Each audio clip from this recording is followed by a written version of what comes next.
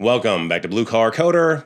I'm Jack Harrington, and today we're going to look at Expando forms. So what is that? Well, let's just say you've got a customer, and the customer can have multiple addresses.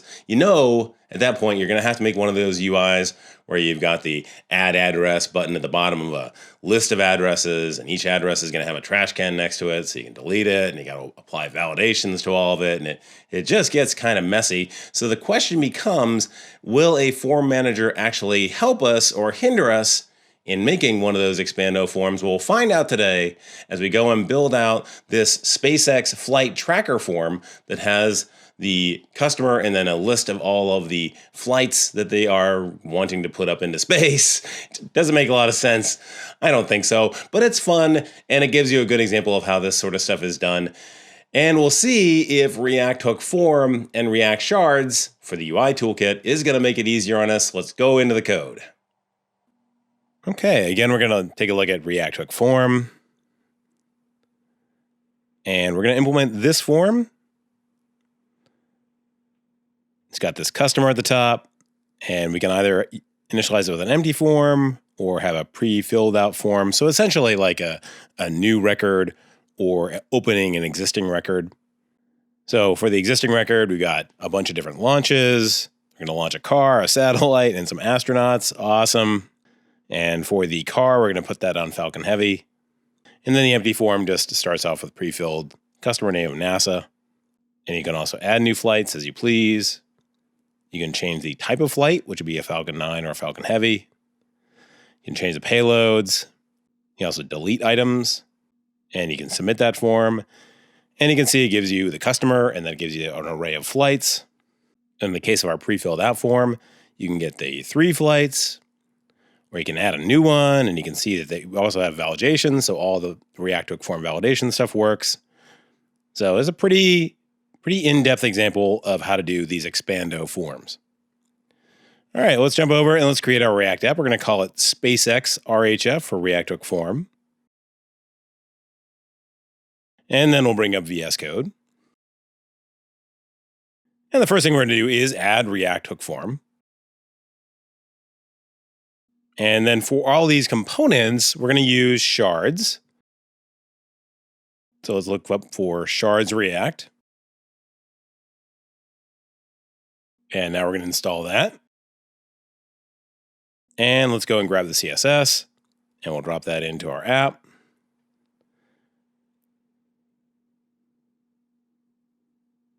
And also remove the contents. All right, looking good. And now let's go and add a little bit of styling to the body. All right, looks good. So let's create our first form element, and that'd be just a customer name. So I'm just going to go and run through a simple example of a standard input. So we're going to use this input group with input group text, and input group add-on, and finally form input, which we actually use for the input. And then we'll go and bring in this example. So we'll change out $ to customer, and we'll start changing the form input. Now let's bring in use form from React Hook Form and initialize that. That's going to give us register, which allows us to register the different controls, and then errors, which tracks the different validation errors. So we'll set up some default values. We'll say that our customer is NASA, and we have an empty array of flights. And then we'll set our inner ref to register, where we set required true. So this is telling React Hook Form that this is one of our fields. And then we'll add some invalidation logic. This is telling us that the form input is invalid if errors contains a key called customer, and that maps to the name. So let's start that up. It's not working. And let's go check for our validation modes. You got to set those to all, meaning that it validates on all events. And what we've forgotten to do is set the name. So let's go set the name of this field to customer. And that's how register connects the field with that value in its state that it maintains for all your fields. Looking pretty good. So this is basically the template for a field. So what we want to do is kind of continue on. We're going to go and add in fields for the different flights. So let's go and find the select. So we're going to set up that a flight has a type of Falcon Heavy and a payload of ducks. And we're just going to build out one row and kind of hard code that. So bring in form select and container row and column, which is basically their grid management system in shards. We'll create a row and then a column and then drop in that select. We'll change out our values. You can run these off a list if you want. Obviously, you probably would. I'm just going to hard code them in there. And now for the payload field, we're just going to grab the form input and drop that in there. So now for the name, we're going to use an array syntax for that. You're going to say flights at index 0 and then the payload. Pretty easy. So again, we need to tweak our invalid logic. We need to make sure that one, we have an array called flights within arrows. We might not, so we have to check for that. And then we got to go and check to see if there is an entry for the payload item on flight number 0 to see if it's invalid or not. All right, this is looking pretty good. And I'm going to go tweak it a little bit with some styling. All right. And so now we're going to handle the form selection. So in this case, I'm going to use a controller. That's another thing that comes from React Hook Form. It basically wraps a more complex control. So React Hook Form works really well for things like inputs, but for more complex items, like for example, this select, we're going to use a controller. So I'm going to take the current form select and drop it into the as property of the controller. It's basically telling it how to render that field. I'm going to give it the name. In this case, it's flight 0 type. And we're going to give it the control value. And I got that from use form. So now I can go and change out the type and see if that works. So it's currently Falcon Heavy. Let's go change that to Falcon 9 and see if it works. Yep, that's working pretty good. So the next thing I want to see is what is this actually going to give us on the submit side? So let's go and change that div into a form and give it an on-submit handler, and then it'll send us some data. So this is going to give us a sense of what data is actually coming out of this thing. We'll point it at a local function called onSubmit, log out that data, and then we need a button in here called submit. We need to actually include that. All right, looking pretty good. And so when we click on onSubmit, we get a console log of that data. And we can see it's got the right values in it. So it's got the customer, and then it's got an array of flights. And I can go and change things, and it works. That's great. Now let's go move the styling around a little bit, make it look nice. Okay, nice. All right, so now we need to make it an Expando list. So how are we going to do that? We're going to create a new button called Add Flight. So we can add new ones and give it a click handler on Add Flight. And we're going to move that starting data up into a property.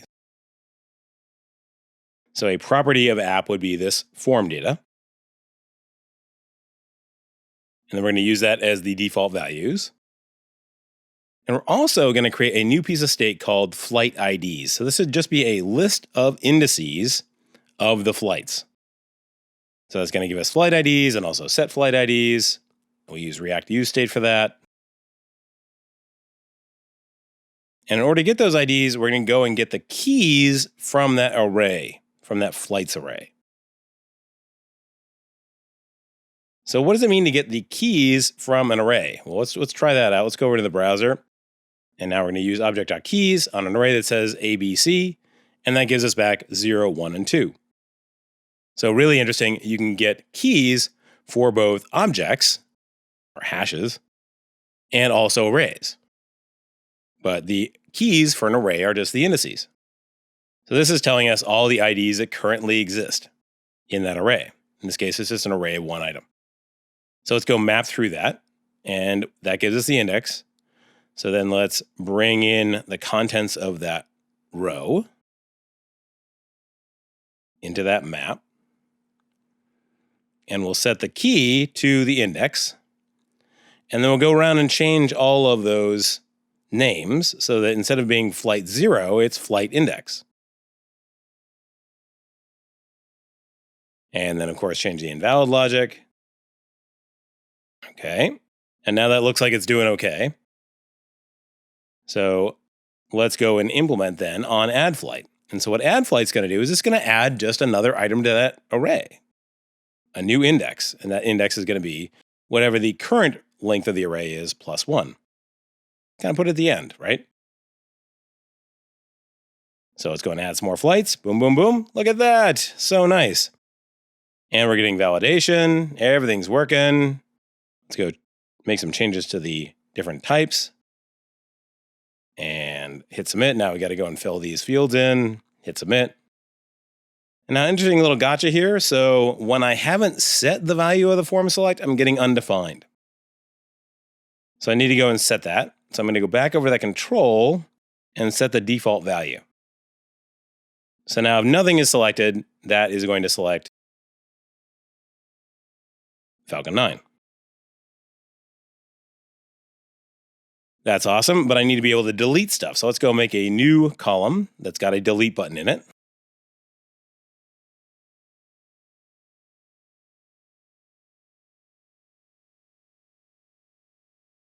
And that's going to take the index. So we'll just delete that one item by index. So let's go create our onDelete flight. Takes an index. And all this is going to do is just filter out that array so that we remove the item in there that has that index. So if you had an array of 0, 1, and 2, and you went in with index of 1, you get out an array of 0 and 2. All right. It's not looking really good spacing wise. Let's go and make a change. Small equals 1. Great. Okay. Awesome. Let's add a few of these. Let's call it 1, 2, and 3. And then we'll remove 2. And let's submit and see what we get. So we get flights as an array, but the array has a length of 4 and has a 0th and a 3rd-ish item. Boy, that's weird. Okay, so that's not right. I mean, that's not going to be what we need.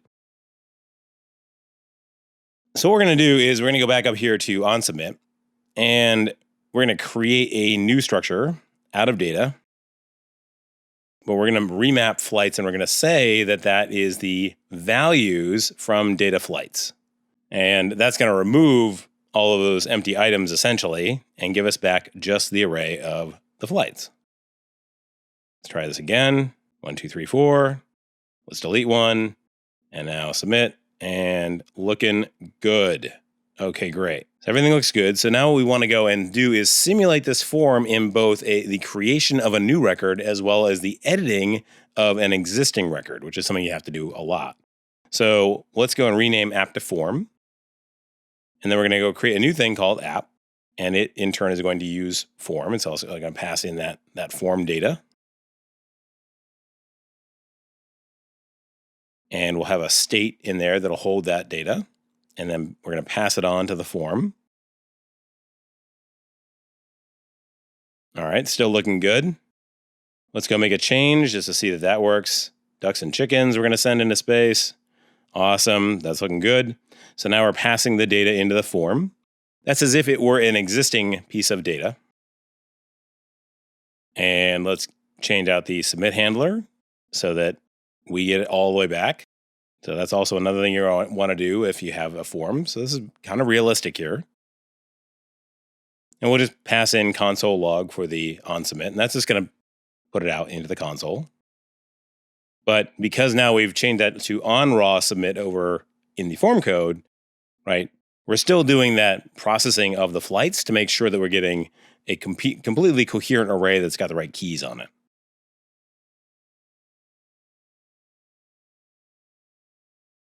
So now we're going to support these two different scenarios. The first one being to do the new record, and the second one being to load an existing record.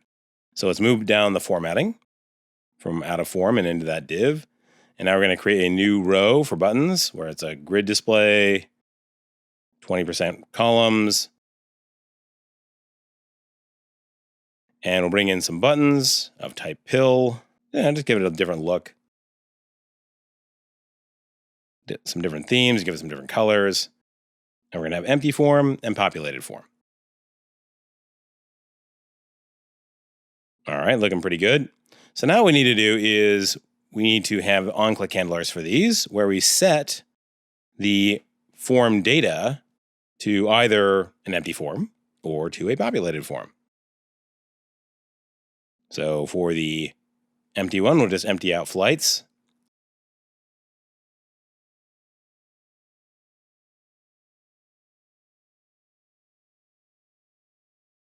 And for the populated one, we'll go and add in a few flights just for fun. A Mars rover and some parts to go to the moon. And let's try this out. And it doesn't work. So are these getting called? Interesting question. Let's do a console log for populated and empty. Let's try that. Okay, looks like they are getting called. Excellent. So the problem here is that form is stateful, and we're not creating a new component by going and sending it new data. It's just giving it new properties, and it's still retaining that state. So I'm going to use a little trick here, and I don't know if you've ever seen this one before, but it's kind of fun. I'm going to create a new value called key as a new piece of state. I'm going to start it off at 1. And I'm going to send that to form as key, which is a special property in React-Land. And then I'm just going to bump that key every time I hit one of these buttons. So I'm going to set the key to key plus 1. And when you create a new component with a new key value, you get an entirely new component with new state. So let's try this again.